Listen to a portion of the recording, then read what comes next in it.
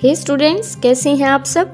मैं आपकी टीचर वर्षा और आज हम वायु तथा जल का प्रदूषण, कारक, प्रभाव व रोकथाम से अवगत होंगे। हम कुछ समय तक भोजन के बिना जीवित रह सकते हैं, परंतु वायु के बिना तो हम कुछ क्षण भी जीवित नहीं रह सकते। यह साधारण तथ्य हमें बताता है कि स्वच्छ वायु हमारे लिए कितनी महत्वपूर्ण है। वायु गैसों का मिश्रण है। आयतन के अनुसार इस मिश्रण का लगभग 78% nitrogen, 21% oxygen, 0.03% carbon dioxide, argon, methane व जलवाष्प भी वायु में अल्प मात्रा में उपस्थित होते हैं। लेकिन जब वायु ऐसे किन्हीं अनचाहे पदार्थों के द्वारा संदूषित हो जाती है जो सजीव तथा निर्जीव दोनों के लिए हानिकारक होते हैं, तो इसे वायु प्रदूषण कहते हैं। जो पदार्थ वायु को संदूषित करते हैं उन्हें वायु प्रदूषक कहते हैं। जैसे वाहनों से निकला हुआ अधिक मात्रा में carbon monoxide, carbon dioxide, nitrogen oxide तथा धुआं वायु प्रदूषक होते हैं।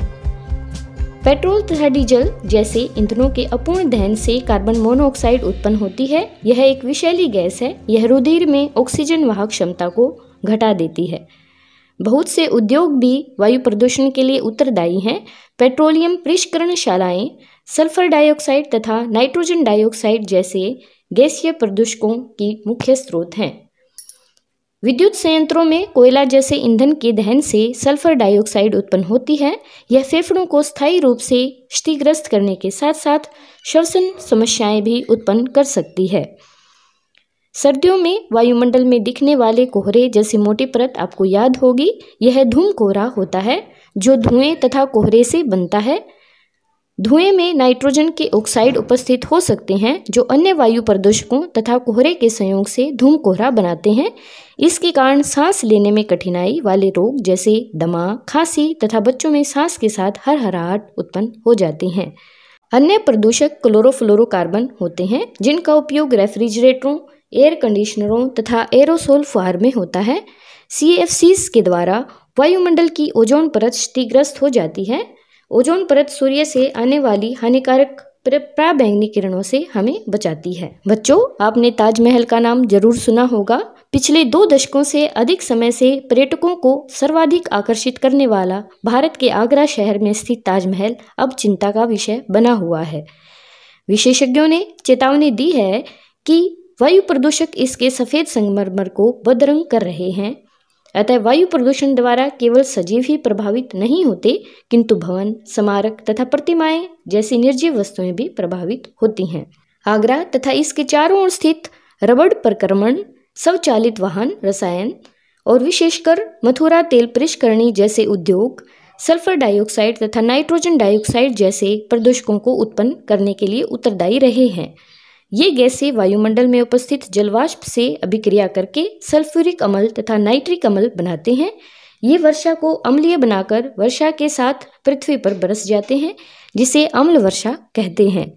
अम्ल वर्षा के कारण स्मारक के संगमरमर का संक्षारण होता है। इस परिघटना को संगमरमर कैंसर भी कहते हैं। ताजमहल को पीला करने में इसका विशेष योगदान रहा है। ताजमहल को सुरक्षित रखने के लिए सर्वोच्च न्यायालय ने बहुत से उपाय किए हैं। माननीय न्यायालय द्वारा उद्योगों को CNG तथा LPG जैसे स्वच्छ ईंधनों का उपयोग करने के आदेश दिए गए हैं।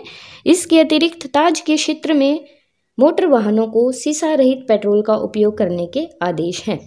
बच्चों, क्या आपने कभी पौधा घर प्रभाव सुना है? सूर्य की किरणें वायुमंडल से गुजरने के पश्चात पृथ्वी की सतह को गर्म करती हैं। पृथ्वी पर पड़ने वाली सूर्य की विकिरणों का कुछ भाग पृथ्वी अवशोषित कर लेती है और कुछ भाग परावर्तित होकर वापस अंतरिक्ष में लौट जाता है। परावर्तित विकिरणों का कुछ भाग वायुमंडल में रुक जाता है। ये रुका हुआ विकिरण पृथ्वी को और गर्म करता है। इसे पौधाघर प्रभाव कहते हैं। जिन गैसों के कारण पौधाघर प्रभाव होता है उन्हें पौधाघर गैसें कहते हैं, जिनमें मुख्यतः कार्बन डाइऑक्साइड गैस होती है।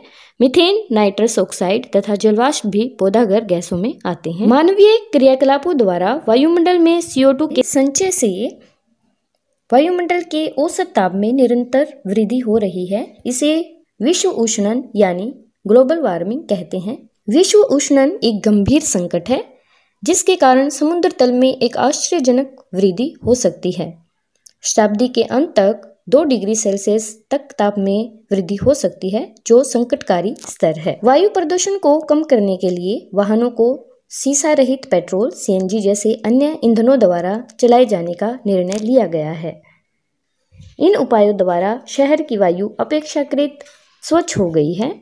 सरकार द्वारा तथा अन्य एजेंसियों द्वारा विभिन्न स्थानों पर वायु की गुणवत्ता का नियमित मॉनिटरिंग किया जाता है।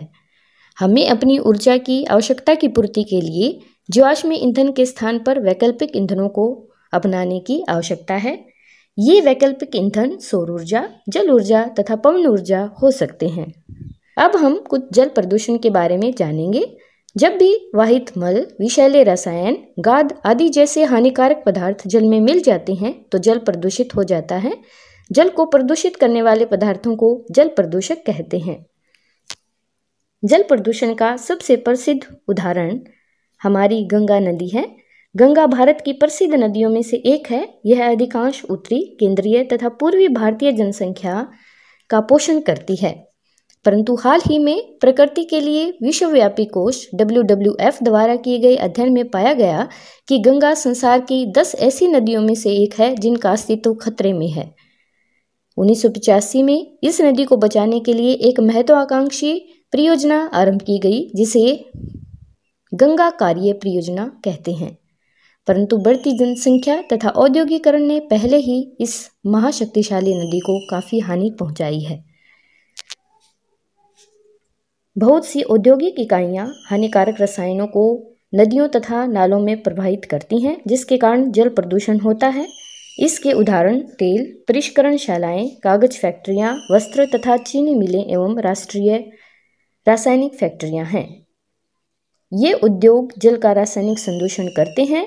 इन विसर्जित रसायनों में आर्सेनिक, लेड तथा फ्लोराइड होते हैं, जिनसे पौधों तथा पशुओं में अविषता उत्पन्न हो सकती है।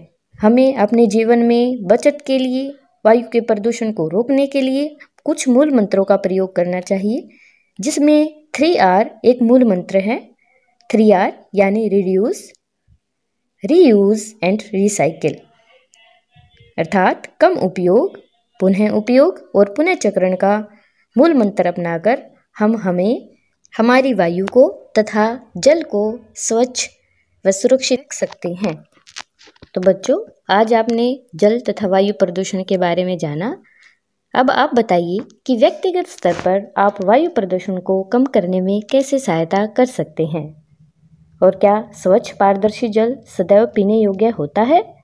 किन किन विभिन्न विधियों द्वारा जल का संदूषण होता है? शुद्ध वायु तथा प्रदूषित वायु में क्या अंतर होता है? और पौधागत प्रभाव के बारे में आप क्या जानते हैं? उम्मीद है कि आपको पूरा पाठ समझ में आया होगा तथा आप अपने मित्रों व पड़ोसियों में वायु प्रदूषण व जल प्रदूषण के प्रति जागरूकता जरूर उत्पन्न करेंगे। Thank you. Have a nice day.